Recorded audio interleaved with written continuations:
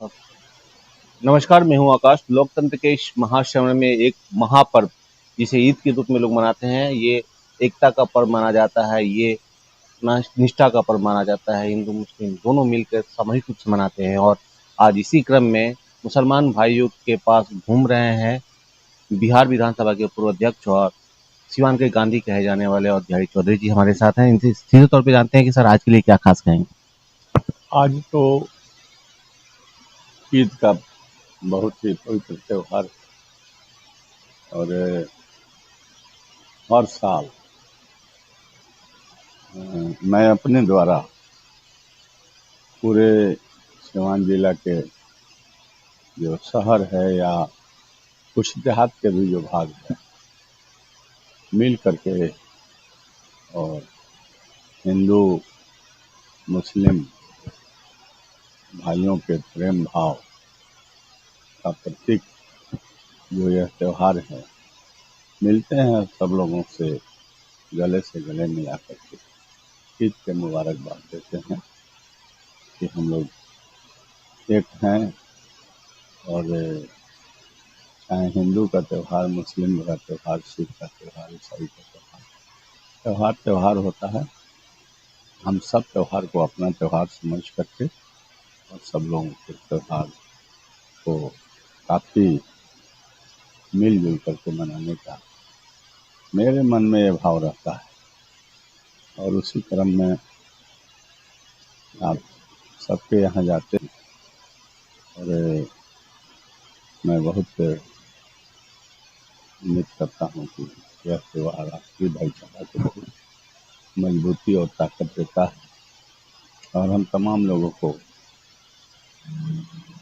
पूरे भाइयों से, चाहे मुस्लिम भाई, हिंदू भाई, सभी भाई हमारे एक हैं और मिलना चाहिए, जाना चाहिए। इससे और भाव और प्रेम बढ़ता है। मुस्लिम भाइयों के यहाँ मैं घूम रहा हूँ। तो ये जो पर्व जो है, ये पर्व चाहे किसी भी धर्म का हो, वो हमेशा एक दूसरे के साथ मिलकर चलने की बात करता है और हर हमेशा एक दूसरे के साथ आने की बात करता है। लेकिन चुनाव का इस महासमर में अवध बिहारी चौधरी जी के साथ एक खास बात ये रही है, चाहे चुनाव हो या ना हो, ये हर न्योते को और हर बुलाव बुलाहट को ये स्वीकार करते हैं और अगर सिवान में रहते हैं तो निश्चित रूप से जाते हैं।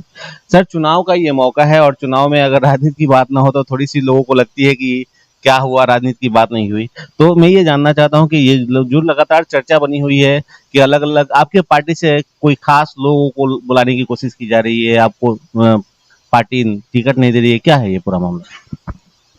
मैंने आपको एक रोज पहले भी कहा था कि भाई यही एकता, एकजुटता जो आज ईद हम लोग मुस्लिम भाई के यहाँ मिलकर मनाते हैं, मेरे नज़र में यही महान है। और आपस के एकजुटता और आपसी प्रेम रहेंगे तो देश मजबूत रहेगा और शांति सद्भावना कायम रहेगी। चुनाव तो आएंगे जाएंगे, प्रत्याशी बनेंगे न बनेंगे, टिकट मिलेगा न मिलेगा, लेकिन अपने पार्टी के साथ खड़े हैं। पार्टी के साथ हम खड़े हैं। और मैं समझता हूँ कि मैं काफ़ी दिनों से हिंदू मुस्लिम और सभी समाज के भाइयों के साथ मिलजुल करके सुख दुख के साथ ही बन करके काम करते रहा हूँ। फैसला जो भी होगा उस फैसला के साथ हूँ। लेकिन जो सेवा हमारा भाव है वो चाहे कुर्सी पर रहें नहीं रहें, वो कभी कम नहीं होगा। और हम आप तमाम लोगों के साथ रहते हैं और रहेंगे। अब ये पार्टी को फैसला करना है कि वो अपना क्या फैसला, क्या वो लोग सोचते हैं। और लेकिन मेरे नज़र में देश की एकता, एकजुटता मतलब प्राथमिकता है। और कल भी कहा था कि संविधान भी को हम लोगों को सुरक्षित रखना है, क्योंकि वह संविधान अगर नहीं रहेगा तो यह देश बिल्कुल तार-तार हो जाएगा। तो सबसे ज़रूरी है उसकी रक्षा, उसकी सुरक्षा करना और देश में शांति सद्भावना बरकरार। सर, इन दिनों एक वीडियो वायरल हो रहा है तेजस्वी यादव जी का, जो मछली खाते हुए हेलीकॉप्टर से जा रहे हैं और साहनी जी के साथ मछली खाते हुए दिख रहे हैं, तो उसको लेकर जो विपक्ष है काफी ट्रोल कर रहा है कि आप कृष्ण के वंशज हैं आप लोग, और उसके बावजूद भी मछली खा रहे हैं इस सनातन के इस पर्व में, और ये रामनवमी चल रही है। इसको लेके सर आपकी क्या प्रतिक्रिया है? देखिए आकाश जी, मैं इसको देखा नहीं हूँ, सही बतलाता हूँ कि समय अभाव मेरे पास है और जनता जनार्दन के समस्याओं के निदान हमारे सामने जब तक सोते नहीं हैं तब तक मना रहता है। लोग बैठे रहते हैं, कुछ कहते हैं, मैं कुछ करते रहता हूँ, सुन ही रहा हूँ आप जो कह रहे हैं। लेकिन मैं आपसे कहना चाहता हूँ कि तेजस्वी प्रसाद जो पूर्व उप मुख्यमंत्री या आज के राज्य के नहीं राष्ट्रीय नेता बने हुए हैं, लगता ही नहीं है कि इसमें कोई सच्चाई है, हमको नहीं महसूस होता है। उन्होंने ये भी कहा है कि 8 तारीख का पुराना वीडियो है, इसको ट्रोल करने के लिए ही, लोगों को किरकिरी करने के लिए। माने संभव हो सकता है, आप तो पुराने पत्रकार हैं, कोई तो नए हैं नहीं, नए थोड़े रह गए हैं, नए तो बहुत लोग दिखलाई देते हैं रोज रोज, आपसे तो बहुत दिनों का है। हमको लगता है कि ये कुछ चुनावी माहौल है और कुछ इस तरह के स्टंट टाइप के बात जो है कहा गया है कि मतदाता के मन को बांटने के लिए, लेकिन लगता नहीं है कि इस तरह की कोई बातें हुई होगी।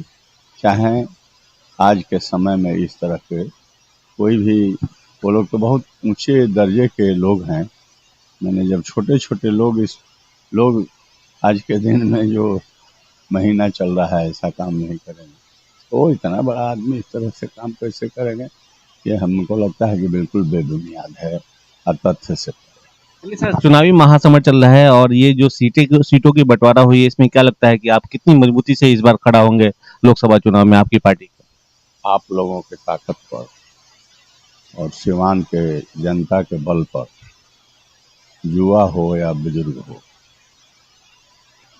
माता बहन हो, नारी जो शक्ति है, आधी आबादी है और सभी वर्ग के भाई हैं, उनके बल पर और सभी लोगों के, मुझे अपना ऐसा विश्वास है कि हमको निश्चित इस सिवान के सब समाज के लोग आशीर्वाद देंगे और आशीर्वाद देकर हमें अगर अवसर देंगे, जिता कर भेजेंगे, तो मैं उनके सोच और समझदारी, या जो हमसे उम्मीद रख करके जो हमको लोग मतदान करके जिताएंगे, उनके सोच समझदारी और उनके आशा पर खरे निकलेंगे। हम बांटेंगे नहीं, हम जोड़ने का काम। बिल्कुल, तो ये एक बहुत बड़ी इन्होंने बात कही है कि इस बार के लोकसभा चुनाव में अगर पार्टी इनके साथ खड़ी होती है तो ये समाज को जोड़ने का काम करेंगे और सभी के उम्मीदों पे खरा उतरेंगे। और ये एक बहुत बड़ी बात है कि एक नेता सुलभ हो, लोगों के बीच रहे, सहर्ष उनकी बातों को सुने और उनके समस्याओं का समाधान करे। ऐसा ही नेता जनता के लिए प्रिय होता है। आगे फिलहाल देखना ये होगा कि पार्टी क्या डिसीजन लेती है और जनता किसे अपना नेता चुनती है। सिवान से आकाश।